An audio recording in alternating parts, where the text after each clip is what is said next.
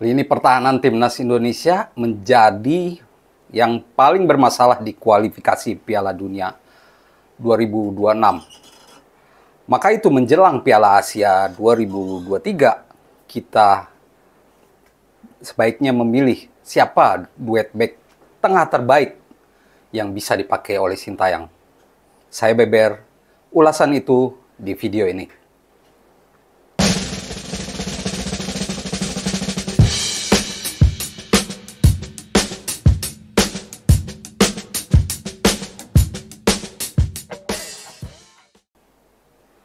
Halo teman-teman semua, jumpa lagi dengan saya Devri Saipullah. Tetap sehat dan tetap semangat menjalani hari seperti biasanya. Apalagi kita akan menyongsong Piala Asia 2023 atau 2024 ya, karena digelar Januari, harusnya sih 2023 ya, di November ini, November lalu.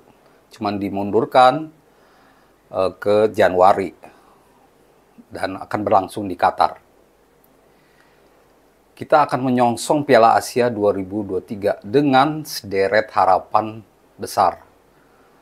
Kita disuguhi oleh berita-berita gembira karena kehadiran pemain naturalisasi yang saya bisa jamin bagus.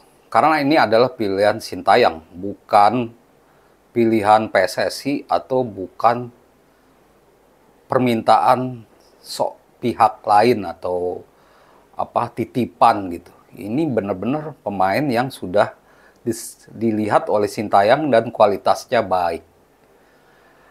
Di video kali ini saya akan membahas soal lini pertahanan. Siapa yang jadi duet back tengah terbaik dan juga pemain bertahan secara keseluruhan yang akan dipakai Sintayong untuk Piala Asia 2023. Kalau melihat dua laga terakhir timnas Indonesia, jelas sekali titik lemah adalah lini pertahanan. Duet yang biasanya tangguh, Jordi Amat dan Elkan Bagot mulai goyah, mulai kelihatan kelemahannya saat melawan tim-tim yang lebih kuat seperti Irak. Dan tentunya mungkin Vietnam. Untungnya kita mendapatkan angin segar dengan kehadiran 3 back baru. Justin Hubner, lalu ada J.H. dan Nathan Chuaon.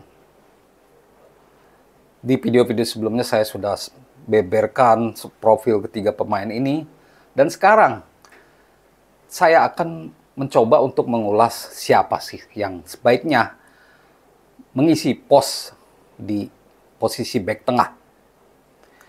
Karena Sintayong mungkin menggunakan 5-3-2 yang akan bertransformasi jadi 3-5-2 saat menyerang, kemungkinan ada 3 back tengah yang akan main di posisi starter saat timnas tampil di Piala Asia 2023. Maka itu saya soroti dulu back tengah. Mengacu kedua laga sebelumnya, performa back tengah kita, Elkan Bagot dan Jordi Amat sangat mengkhawatirkan. Dan ini patut dievaluasi ya. Dan evaluasi itu bisa digelar saat TC di Qatar dan 3 kali uji coba melawan Libya dan Iran. Untuk posisi back tengah memang kita bisa tersenyum karena back-back kita main di luar negeri, kecuali Rizky Ridho. Kita bisa berharap pemain-pemain ini terbiasa dengan tekanan kompetisi yang lebih kompetitif. Bukan maksud merendahkan BRI Liga 1, tapi memang faktanya memang kompetisi di Eropa lebih baik. Karena itu, siapa yang terbaik untuk posisi back tengah? Pendapat saya pribadi, kalau melihat performa buruk di 2 laga sebelumnya timnas, maka Sintayong harus merombak dua back yang biasanya jadi starter. Lalu siapa yang akan menggantikan dua back Elkan Bagot dan Jordi Amat? Atau salah satu pemain ini dipertahankan di posisi back tengah? Saya punya pendapat bahwa Justin Hubner dan Jay Itjes pantas untuk mendapat posisi starter di timnas untuk menghadapi 3 laga di Piala Asia. Memang terlalu dini, mereka belum teruji, mereka belum main dengan timnas Indonesia secara resmi. Kecuali Justin Hubner yang pernah ikut TC timnas Indonesia U20 ya. Beberapa kali di Turki. Jadi Sintayong sudah tahu lah, sudah lihat secara dekat. Sedangkan Nathan dan Jay Itjes yang akan segera diambil sumpahnya menjadi WNI, kita baru melihatnya lewat video saja. Dan kesan saya juga lihat penampilan Jay Itjes dan Justin Hubner juga dari video. Dari penampilan kedua pemain, saya kok optimis ya dengan kualitas kedua pemain ini. Pertama, mereka adalah back modern yang punya visi bertahan dan menyerang. Jujur saja, kita memang membutuhkan pemain-pemain berkualitas. Nanti di video berikutnya saya akan mengulas soal kenapa naturalisasi begitu banyak.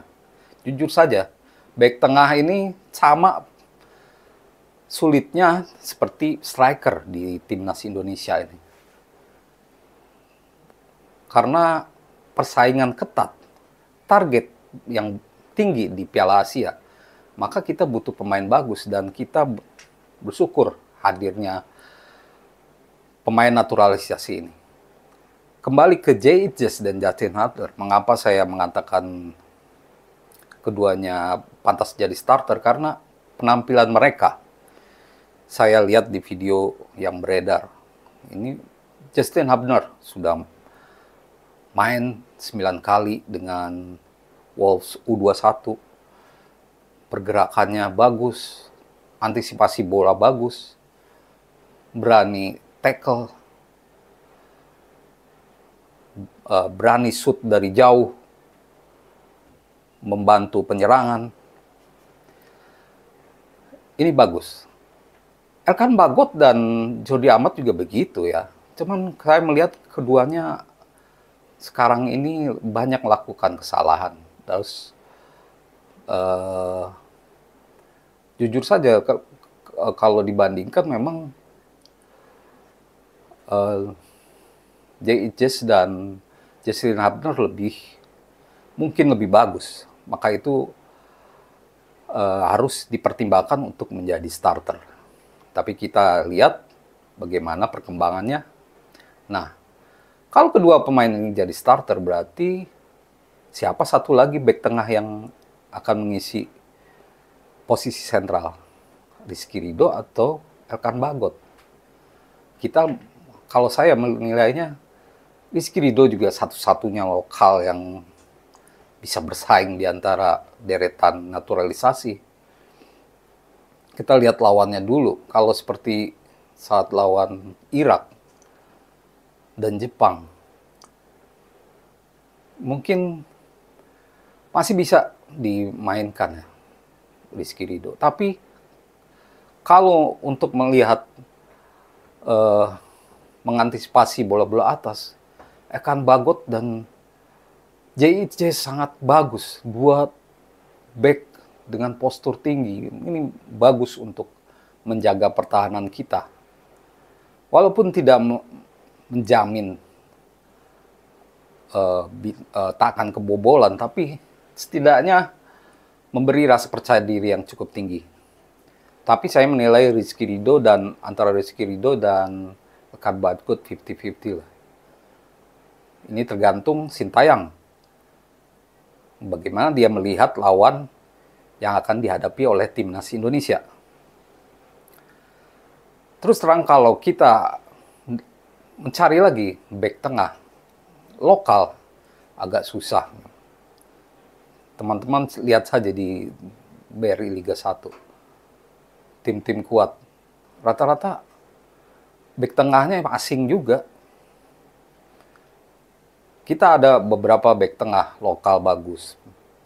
Misalnya Bayu Fikri atau Muhammad Ferrari yang mungkin akan dipanggil juga sih. Saya merasa Muhammad Ferrari juga akan dipanggil karena 50 pemain didaftarkan, walaupun 30 pemain aja yang akan dibawa ke TC Turki. Nah ini mungkin, jadi sebenarnya 30 pemain saja yang akan bersaing menuju Piala Asia 2023 nanti. Nah, untuk posisi bek tengah ini memang harus paling krusial, harus diperhatikan betul oleh Sintayong. Untuk dicari pemain yang paling baik, karena kita tidak mau terlalu mudah dibobol gawang lawan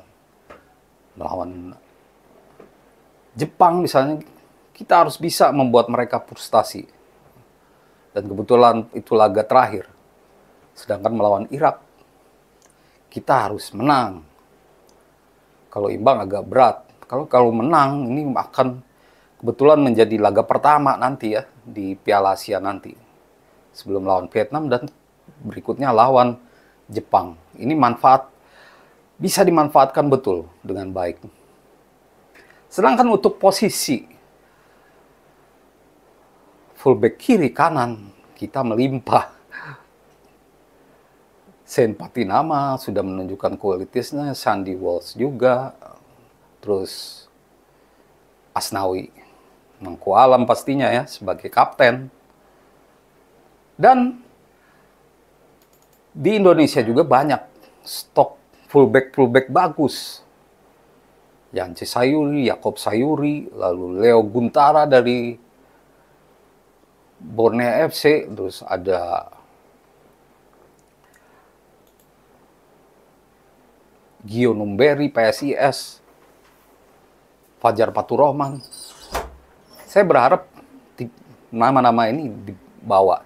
Karena fullback itu yang dibutuhkan adalah kecepatan, bukan tinggi badan ya. Walaupun postur tidak terlalu tinggi, tapi mereka bisa diandalkan kecepatannya dan skillnya mumpuni.